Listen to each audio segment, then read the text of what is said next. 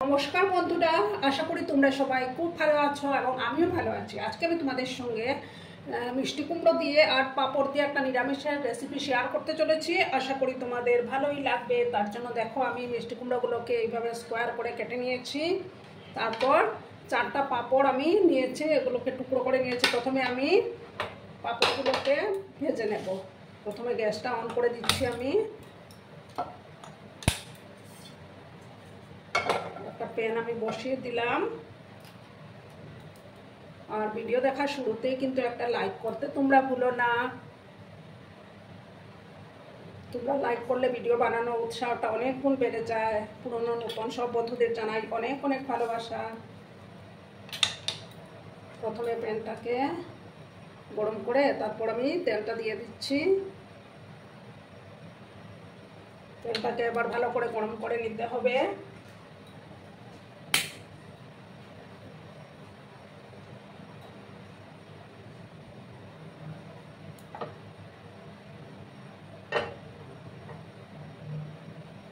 তেলটা গরম হয়ে যাওয়ার পর আমি পাঁপড়গুলো ভেজে নেব।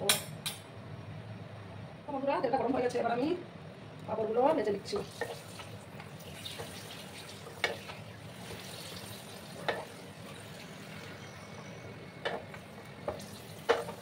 এইভাবে পাঁপড় দিয়ে কিন্তু মিষ্টি কুমড়োর রেসিপিটা দারুণ লাগে খেতে।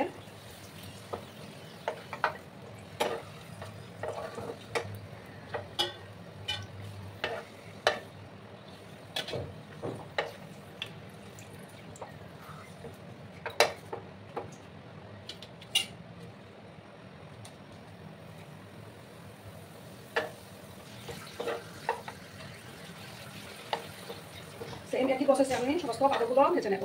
তোমরা কিন্তু ভিডিওটা একদম স্কিপ করো না।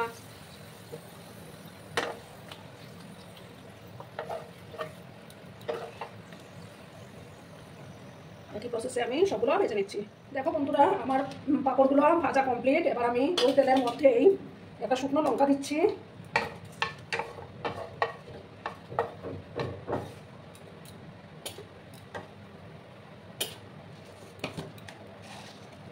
দেখো, হাফ স্পুনের মতো আমি 5 ফোড়ন দিয়ে দিলাম। ফোড়নটাকে ভালো করে ভেজে নিতে হবে। ফোড়নটা থেকে যখন একটা সুন্দর গন্ধ বেরোবে তখন আমি মিষ্টি কুমড়োগুলো দিয়ে দেবো।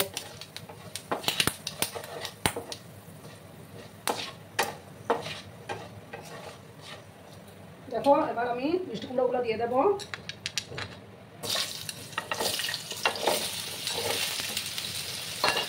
এবার পরিমাণ মতো হলুদের পুরোটা দিয়ে দিচ্ছি।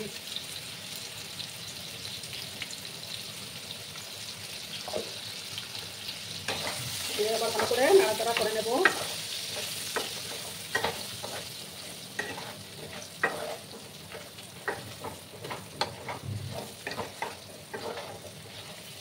গ্যাসের আঁচটাকে আমি বাড়িয়ে দিয়েছি।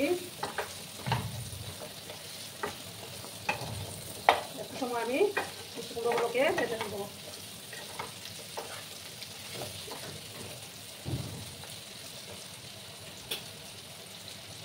একটু সময় নিয়ে আমি মিষ্টি কুমড়োগুলোকে ভাজবো।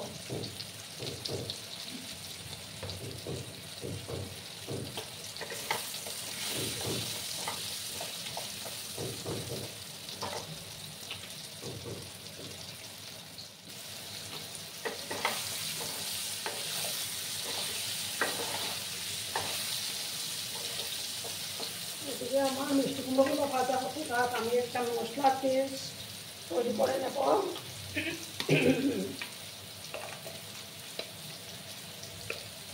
দেখো, 1 চামচ জিরে গুঁড়ো দিলাম আমি।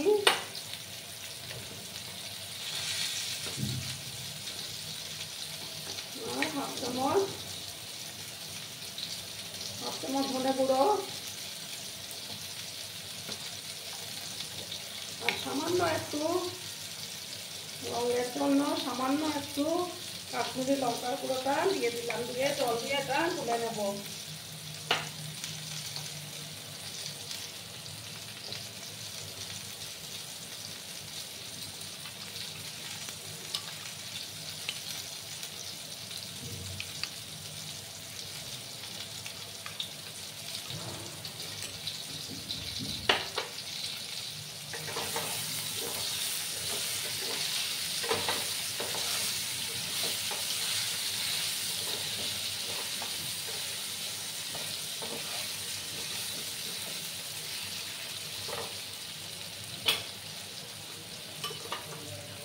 এবার দেখো আমি এই যে মশলা পেস্টটা দিয়ে দিচ্ছি।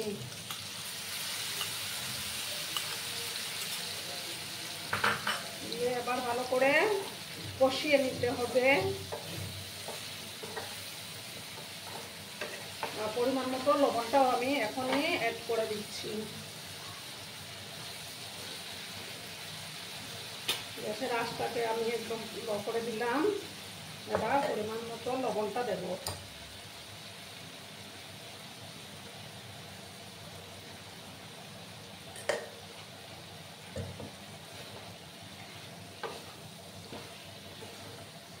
আর দেখো 3টা চেরা কাঁচা লঙ্কা আমি এবার দিয়ে দিলাম। দিয়ে ভালো করে কিন্তু মশলাটাকে কষিয়ে নিতে হবে। যতক্ষণ না মশলাটা থেকে তেল ছাড়তে শুরু করেছে ততক্ষণ কষিয়ে যেতে হবে।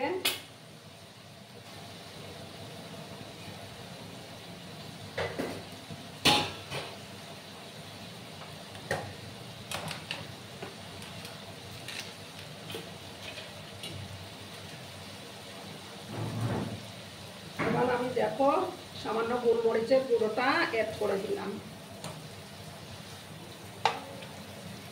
তাতে খেতে না দারুণ লাগে।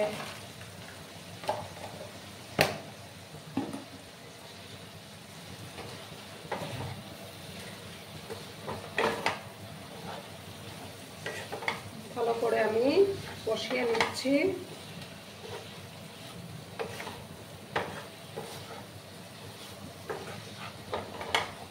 এটা রুটি ভাত সবকিছুর সঙ্গেই ভালো যায়। আর একটু সময় আমি কষিয়ে নিচ্ছি।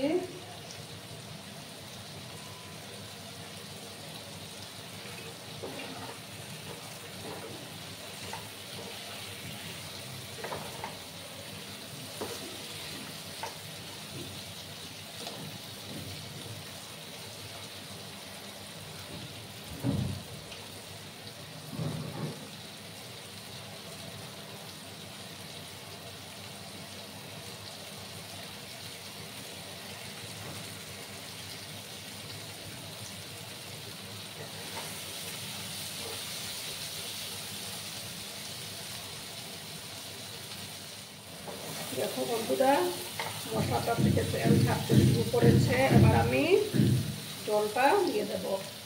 জল কিন্তু খুব একটা বেশি আমি দেব না।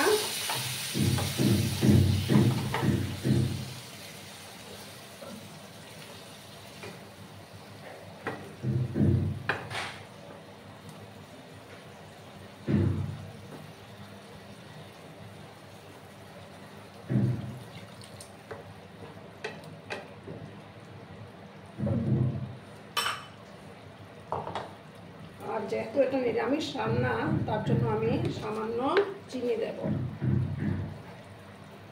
তাতে স্বাদের ব্যালেন্সটা ঠিক থাকবে।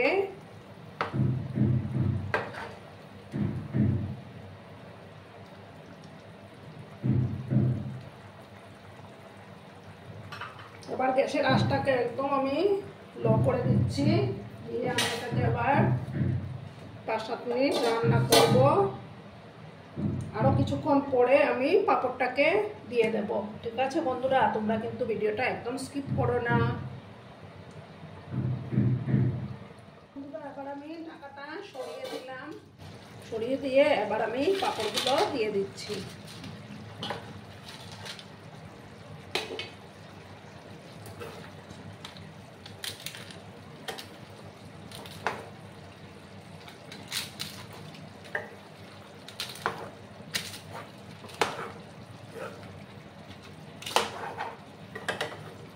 সমস্ত পাঁপড়গুলোকে আমি মিক্স করে দিচ্ছি।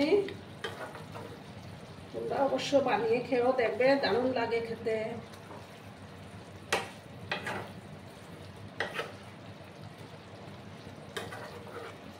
দেখো কালারটা কত সুন্দর এসছে।